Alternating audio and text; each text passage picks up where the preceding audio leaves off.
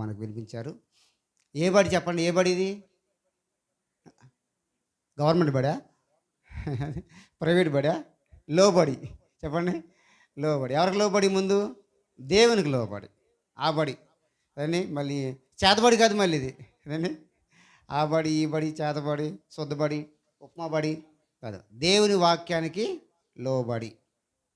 కాబట్టి నాకు తెలిసి నేను ఆ వాక్యం 3 వారాలు చెప్పినట్టున్నా కదండి.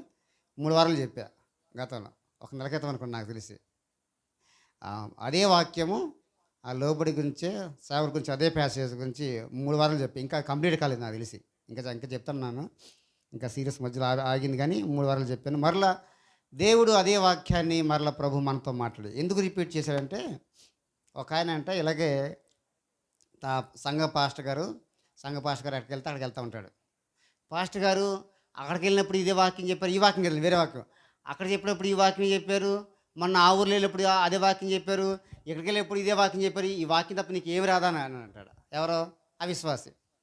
పాస్టర్ గారు అన్నారు, అక్కడ వాక్యం చెప్పినప్పుడు నువ్వు మారుమనసు పొందలేదు, ఇక్కడ చెప్పినప్పుడు నువ్వు మారుమనసు పొందలేదు, ఇక్కడ చెప్పినప్పుడు నువ్వు మారుమనసు పొందలేదు, అందుకే దేవుడు నీవు మారుమనసు పొందేదాకా ఇది చెప్తూనే ఉన్నాడు అని అంటున్నాడు.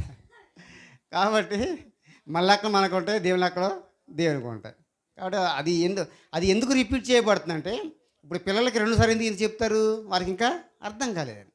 కాబట్టి దేవుడు అర్థమయ్యేంత వరకు దేవుడు తన సేవకుల ద్వారా మన ప్లేస్ మారిన వాక్యం మాత్రం మారదు. ఎందుకంటే దేవుడు అర్థమయ్యేంత వరకు అది చెప్తూనే ఉంటాడు. అది దేవుని యొక్క లక్షణం. అది దేవుడు చెప్పి వదిలేడు, అది అర్థమయ్యేదాకా చెప్తుంటాడు.